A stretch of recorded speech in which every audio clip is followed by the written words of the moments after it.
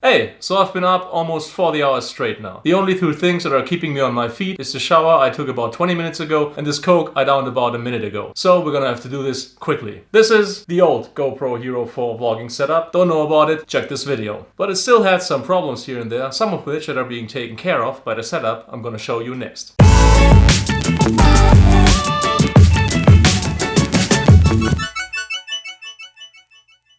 Darling, Now this is the old setup. It used the proprietary GoPro audio adapter that unfortunately blocked this selfie screen. Then I used 3M dual lock to attach the end of the adapter to this Telesin selfie screen adapter. The problem was this kind of came off easy. This altogether is a little wiggly, and although this is a pretty small directional microphone, it still bulks up the whole setup. So again, we're gonna start with a cage like this. This is already my customized one. If you want to know how to do this, check this video, it'll explain it. GoPro goes in the cage, tighten the screw so the GoPro sits right with the cage. Now the crucial part in everything I'm going to show you are cable ties like these that come with plastic bases that have adhesive tape attached to the back of them. They come in a variety of different shapes and sizes. I have tried many, and these are the ones that make this work. The end of these latches is pointed. This one has 3 lines on the one side, this one is clean, and if you turn them around, they have these little dots on the back side. Before we used this proprietary GoPro audio adapter. This one is a third-party GoPro audio adapter that has the same functionality, but this time it's a right angle adapter and it is longer than the original GoPro audio adapter, which it needs to be. Let's remove the cover of the adhesive tape. Now this is where the cable tie will attach. You are gonna block this button. This isn't a problem because via this touch backpack you can access any kind of functionality you'll need with the GoPro. Now after you place it correctly, apply some firm pressure. These things stick really well, although they're cheap. Seriously, I could do this all freaking day. Put it in like this.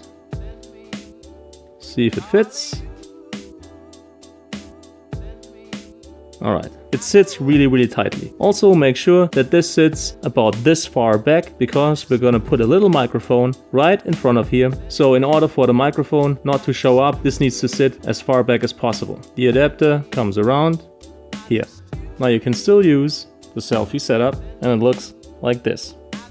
But of course, if you don't want to make it a selfie setup, but a regular GoPro setup, not a problem as well. I still have to find a way to make this stick up here, but it really doesn't block the touch backpack as much as the old GoPro adapter did. This is the ETH ETM008. It's probably the smallest directional shotgun mic you'll find anywhere. It has a 3.5mm 3-pole mic jack, and this is how it looks. It also comes with its little foam wind muff and even a little dead cat. But since the GoPro has such a wide viewing angle, you cannot use the dead cat because it does show up on screen. Now what you're listening to is the GoPro with the ETH ETM008 directional mini shotgun microphone. It does a far better job in picking up your voice when you're talking directly into the camera than the internal audio of the GoPro Hero 4 would. Still, as you can see quite clearly, you cannot use the fur wind muff because it does show up on screen.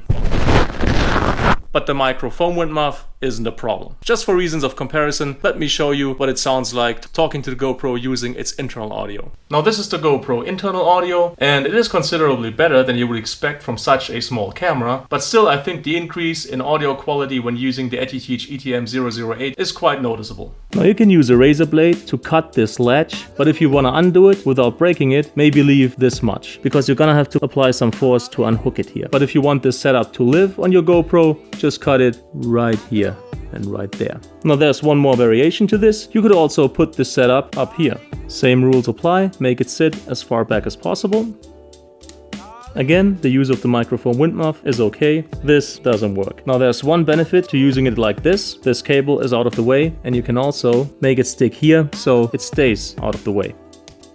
So this is the new GoPro Hero 4 vlogging setup. Still a little wiggly, but the cable does not block the screen and this is absolutely tightly mounted. One problem though, these things are cheap. So if you want to get rid of them, go slowly, because only then will you stand a fighting chance in removing them completely. Because usually if they've been on here for a longer time, some of the adhesive white stuff will stick to wherever you put this on. So I would use 3M dual lock, putting one on the cable tie and putting the other one on the GoPro. Because the adhesive of the 3M is of far higher quality than the adhesive of these cable ties, it will remove seamlessly.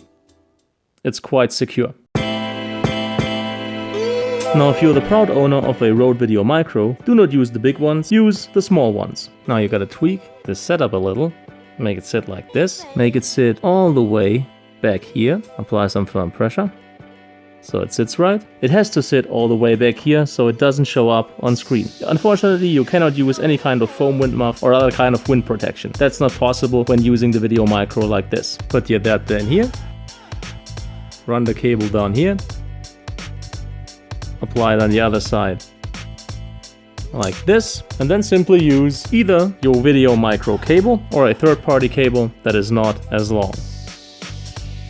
Again, quick audio comparison. This is what you're getting from the GoPro internal audio held at about selfie distance. I now expect a noticeable step up in audio quality once I plug in the Rode Video Micro. And this is what you're getting using the Rode Video Micro with the GoPro Hero 4, again held at about selfie distance. It's really a super compact setup with exceptionally great audio quality considering the price point of the Rode Video Micro. That is around $60, but of course it's also a little bigger. Now let's say you have a Rode Video Mic ME. Again, use one of the big ones. This time, use it like this. This right here is the second hole.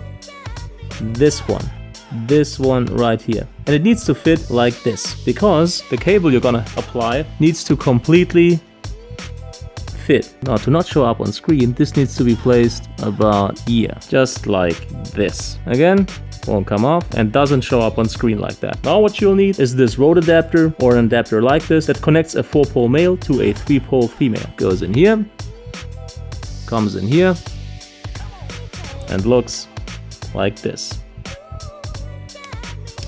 Okay, again, a little audio comparison. This is the GoPro internal audio held at about selfie distance and currently, like before, shooting in 4K Super View mode. And now I'm gonna switch to the Rode Video Mic ME. So this is what you're getting with the Rode Video Mic ME attached to the GoPro Hero 4. Again, it's a definite step up in audio quality, and at around $60, this Rode Video Mic ME is quite a catch, even if it's brand new. Now should you not get the exact same cable ties as me, there's two things you can do. You can always apply a layer or two of tape to make the adapters have the right thickness, which will then really secure them to the cable ties. Another trick is to use tiny little rubber bands like these and apply them to where the cable tie will be. Especially this trick will work exceptionally well. So, if you like this external audio micro edition video, please make sure to leave a thumbs up, it'd be greatly appreciated. Any kind of comment or feedback is welcome and I'll try to answer as quickly as possible. In any case, as always, thank you so much for your time, thank you for watching and hopefully see you in another video.